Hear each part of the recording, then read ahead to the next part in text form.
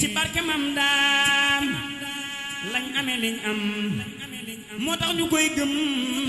Seexul Xadiimi moo tax ku bañ daam ñun bëgg nañ daam. xanaa tàmbale suñuy kàddu ci alhamdulilahi rabbil alamin jërëjëfe Cheikhina Ahmadul Xadim li tax loolu alhamdulilah ala kulli xaal mooy suñu doxin ñun ay taalibe Sëñ Tuubaa lañu te Sëñ Tuubaa mi wax ci uqanaan gaa yu baax yi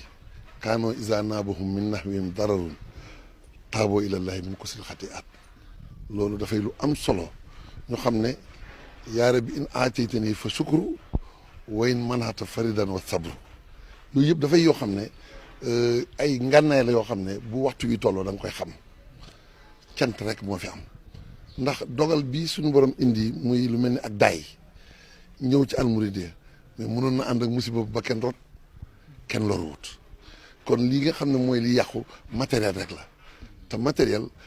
li ko fa def yàlla suñu borom mi lay kattanal ba tey jii def ci yow lu tax nga mën koo yeesalaat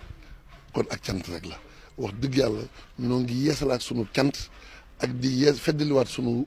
jaayante suñu diggante ak Sëñ Tuubaa dëgg la dogal moom toujours daf lay jàngalaale tamit ci wàllu àdduna ngay gën a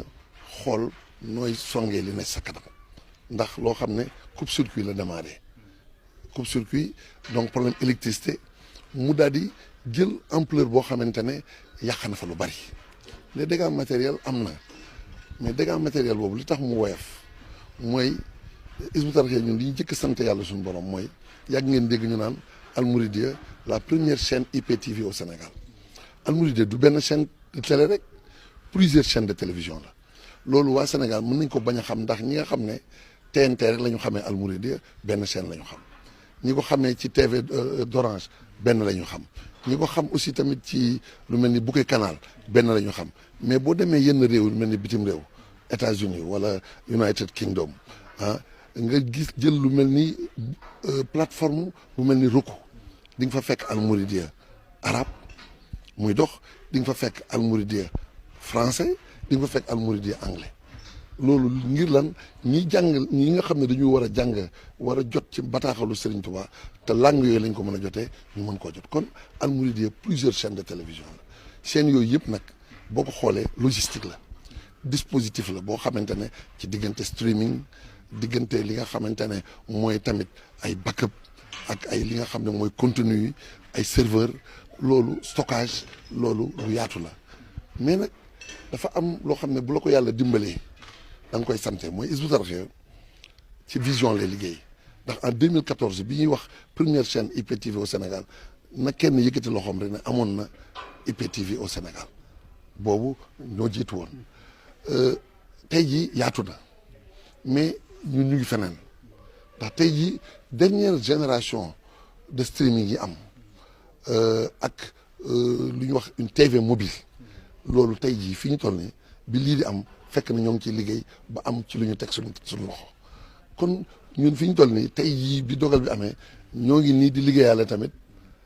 ci ngoon masharab bi nga xam ne moom lañu seq ak Cheikh Mamadou Mountakha dara bañ cee sooxe kon ñu ngi sant di tamit di masawu suñu bokki taalibe yi ak suñu bokki jullit ndax ci suba ba tey ñi ñu jotee ay appel te du ñun sax ñoo ko siiwal waaye nit ñi lañ ko jot a yëg nañ koy jàllalee mooy wane ne lu viral la lu leen ñor la lu leen yitteel la waaye nag nañu xam ne Sëñ Tuubaa du ñàkk dara lépp suñu borom fàggul na ko kon ñun ñooy massawu sénégalais yi bokki taalibe yi bokki jullit yi ci ndax diggante bi nga xamante ne 24 heures buy xaw a nuru dogantal wala quelques heures yu nuru dogantal diis na ci ñoom waaye nañu xam ne loolee alxuraan di wax ne innahum yarawnahu ba'idan wa naraahu qariba loolu yàlla daf ko foto ci xolu waa Hizbut Tarqiyyah bu nit ñi tolloo fii fekk na ñu ngi feneen fi ñu toll nii la télévision du futur ci la ñu liggéey loolu moo tax bu leen am jaaxle liggéey Sëñ Tuubaa da ngay serrer sa ceinture da ngay gëm ne dogal moom suñu borom moo wax ne boo waxee ne gëm nga ma dinaa la nattu bu ma lay nattu ci yu mel nii nag fexeel ba bul sa ngëm gi moom bu dara yëngu loolu daal moom la ñuy ñaan yàlla képp kuy membre Hizbut Tarqiyyah ñoo ngi lay tàllalaat loxo ci yoonu ngëm mooy noonu day neex léeg-léeg léeg-léeg mu dajeeg lu naqari waaye nañ leen yemale te xam ne suñu borom mi xam xéewal rek la ci jublu jërë ngeen jëf